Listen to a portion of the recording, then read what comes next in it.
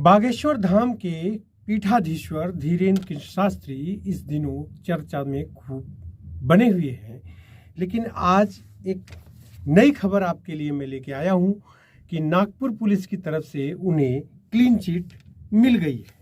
Nagpur police आयुक्त देखिए, सबसे पहले पुलिस किसी भी प्रकार के दबाव में नहीं है। पुलिस वीडियोस की बहुत बारीक तरीके से उसकी हम स्टडी कर रहे थे, उसकी ट्रांसक्रिप्ट बनाई गई थी और जो बॉर्डर लाइन इश्यूज थे उसको बहुत बारीक तरीके से देखा गया है और देखने के बाद हम इस निष्कर्ष पे पहुंचे हैं। उन्होंने एप्लीकेशन में बहुत सारे वक्तव्य पॉइंट्स लिखे थे, उसमें से बहुत सारे कुछ उसमें ऐसे हैं जो नागपुर के दरमियान के इंसिडेंट्स नहीं दिख रहे हैं।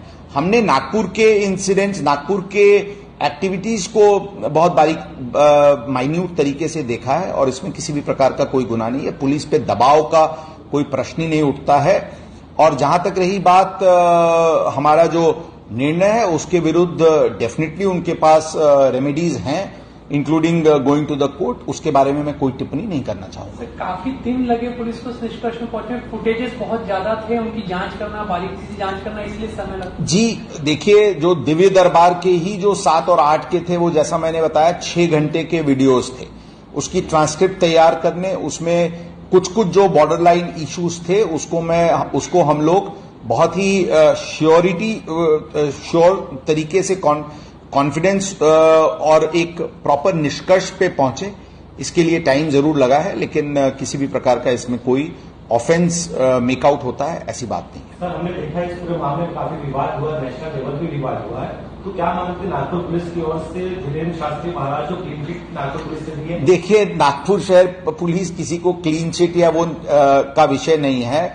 हमारे पास बहुत लिमिटेड मैंडेट था कि जो नागपुर के दरमियान में कोई भी उनकी एक्ट या ओमिशन या अल्टरेशन इस एक्ट्स के अंतर्गत गुनाह होता है क्या, ये देखने की बात थी और इस इशू पे डेफिनेटली मैं बोलूंगा कि किसी प्रकार का कोई गुनाह नहीं निष्पन्न हो रहा है। अमितेश कुमार ने अभी एक प्रेस कॉन्फ्रेंस करके बाबा को क्लीन चिट दी है, जिसमें उन्होंने ये कहा है कि पूरे नागपुर के जो जितना 6 घंटे से अधिक का जो वीडियो नागपुर पुलिस को प्राप्त हुआ था बाबा जी के पास से, यानी धीरेन्द्र के शास्त्री के पास से, उस पूरे वीडियो की छानबीन की गई और छानबीन करने के बाद जो तथ्य निकल के सामने आए, जो जादू टोना या उन पर इस प्रकार के जो गतिविधियों का आरोप लगाया गया था, इन सारे आरोपों का उन्होंने खंडन किया और कहा कि वीडियो में ऐसा कुछ भी नहीं मिला है जिससे यह तय किया जा सके कि इन्होंने जादू टोना या इस तरीके का कोई काम किया है कि जिस वजह से पंडित धीरेन्द्र कृष्ण शास्त्री के ऊपर एफआईआर की जा सके। तो उन्होंने पूरी तरह से इस पूरे मामले में पूर्ण विराम लगा दिया है, लेकिन उन्होंने कहा है कि ये अंध श्रद्धा उन्मूलन संस्था जिसके अध्यक्ष आपके श्याम मानव ये शिकायत करता है, जिन्होंने धीरेन्द्र कृष्ण शास्त्री के खिलाफ शिकायत दर्ज कराई थी। तो उन्होंने कहा है कि धीरेन्द्र कृष्ण शास्त्री के इस पूरे मामले में शिकायतकर्ता कोर्ट के पास जाने के लिए वो स्वतंत्र हैं, कोर्ट में जा सकते हैं, लेकिन पुलिस ने जो पूरी अपनी इन्वेस्टिगेशन में जो रिपोर्ट में कहा है, उनका कहना ये कुल मिलाकर है कि पिछले ये जो 6 घंटे का जो वीडियो उनको मिला है, उस पूरे वीडियो में कहीं पर भी इस प्रकार का कोई स्पेशली उनका सेंटेंस या उनका भाषण या उनका कथा का जो सार, उसमें कहीं भी ऐसा नहीं आया है कि जिससे ये साबित हो सके कि धीरेन्द्र कृष्ण शास्त्री ने यहाँ पर अंधविश्वास फैलाने का ऐसा कुछ काम किया है। फिलहाल पुलिस का कहना है कि वो कोर्ट में जा सकते हैं और कोर्ट जाने के लिए स्वतंत्र हैं, उसके लिए मुझे कोई दिक्कत नहीं है, लेकिन प्रथम दृष्टया प्राइमरी फेसी में इनके ऊपर कोई मामला नहीं बनता है।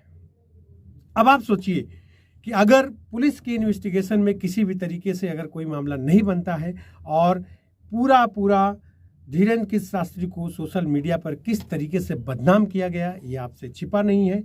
अब आप सोचिए कि सनातन धर्म को बदनाम करने के लिए, कि उसके खिलाफ साजिश करने के लिए लोग किस तरीके से लगे हुए हैं कि किसी न किसी माध्यम से सनातन धर्म को और जो इस तरीके के जो आयोजन हो रहे हैं जिससे लोगों में एक अच्छा संदेश जाता है, एक पॉजिटिव ऊर्जा का निर्माण होता है, एक सकारात्मक ऊर्जा बनती है जिससे लोगों को कहीं ना कहीं लाभ प्राप्त होता है। तो ऐसे आयोजनों को कहीं ना कहीं ये लोग चाहते हैं कि आयोजन ऐसे ना हो, धर्म का प्रचार ना हो। अब आप सोचिए कितनी बड़ी साजिश है। इस पूरी साजिश पे कहीं ना कहीं विराम लग गई है। और अब आप सोचने वाली ये सबसे बड़ी बात ये है कि ये घटना हुई क्यों, आपको सोचना चाहिए। तो मैं आपको ये आज बताता हूँ कि ये घटना अभी पिछले कुछ दिनों पहले बागेश्वर धाम के पीठाधीश्वर पंडित धीरेन्द्र कृष्ण शास्त्री जी ने एक बयान दिया था। उन्होंने कहा था कि मैं आदिवासियों के घर पे भी जाकर रामचरितमानस श्री राम की कथा सुनाऊंगा और लोगों के अंदर धर्म के प्रति आस्था को जागृत करूंगा। तो ये बोलने के बाद से उनके खिलाफ जिस प्रकार से साजिश बननी शुरू हुई और लोग एक कहीं ना कहीं से उनके खिलाफ साजिश बनाते और उनको बदनाम करने का ये जो प्लानिंग थी, ये जो पूरी योजना थी, वो कहीं ना कहीं फेल होती साबित हुई है। और नागपुर के पुलिस आयुक्त अमितेश कुमार ने स्पष्ट रूप से ये कहा है कि पुलिस किसी भी दबाव में काम नहीं कर रही है। पुलिस पूरी तरह से तत्परता से उस पूरे वीडियो का पड़ताल करने के बाद ये रिपोर्ट उन्होंने सौंपी है। अब आप सोचिए कि किस तरीके से लोग, धीरेन्द्र कृष्ण शास्त्री ही नहीं, अभी बीच में लोग रामचरितमानस पे सवाल उठा रहे थे और ऐसे लोग रामचरितमानस पे सवाल उठा रहे थे जिनका खुद का नाम रामचरितमानस से ही लिया गया है, चाहे वो शिक्षा मंत्री बिहार के रहे हों या कहीं के भी हों। जिन लोगों ने उत्तर प्रदेश के पहले बसपा के नेता रहे स्वामी प्रसाद मौर्य जी, उन्होंने किस तरीके से गोस्वामी बाबा के, तुलसी बाबा के रामायण पे, रामचरितमानस पे किस तरीके की उंगली उठाई है, वो आपने देखा होगा। और उनके आप बयानों को आप जरूर सुनिए। और वह अभी मैंने आपको ये बयान भी सुनाया है किस तरीके से जो नागपुर के पुलिस आयुक्त अमितेश कुमार ने क्या कहा है, वो आपने सुना। अब आप सोचिए कि बिना कुछ कहे सुने भी किस प्रकार से लोग बागेश्वर धाम के पीठाधीश्वर को, पंडित धीरेन्द्र शास्त्री को किस तरीके से बदनाम करने का प्रयास किया गया है। ऐसे ही लगातार सनातन धर्म पे आरोप मढ़ते जा रहे हैं। लोग बॉलीवुड के माध्यम से आरोप लगाते हैं और तरह तरह के आरोप मढ़ते रहते हैं किस तरीके से सनातन धर्म को बदनाम किया जाए और दूसरे धर्मों को आगे लाने के लिए सनातन धर्म को बदनाम किया जाता है। तो आखिर इस बागेश्वर धाम के इस पूरे चैप्टर में आपका क्या कहना है, मुझे कमेंट सेशन में आप जरूर कमेंट करके बताइएगा। मुझे आपके हर कमेंट का इंतजार रहेगा और मैं आपके कमेंट का जवाब भी जरूर दूंगा।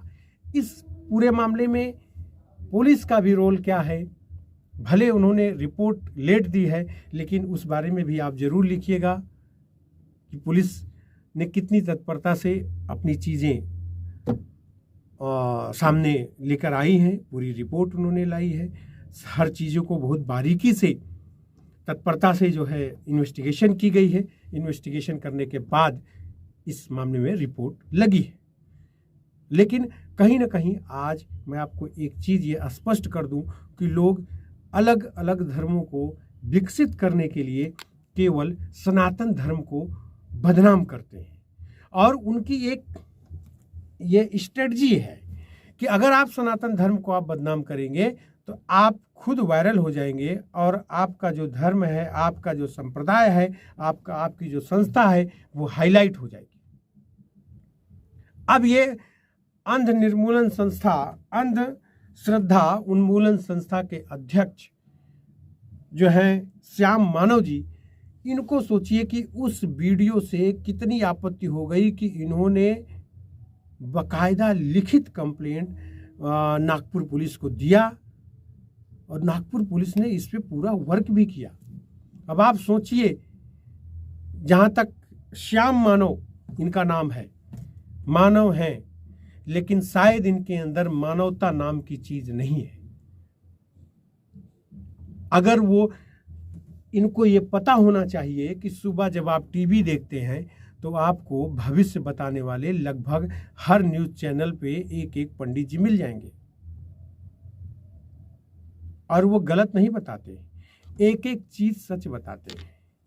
संभावनाएं व्यक्त होती है कि ये ऐसा हो सकता है।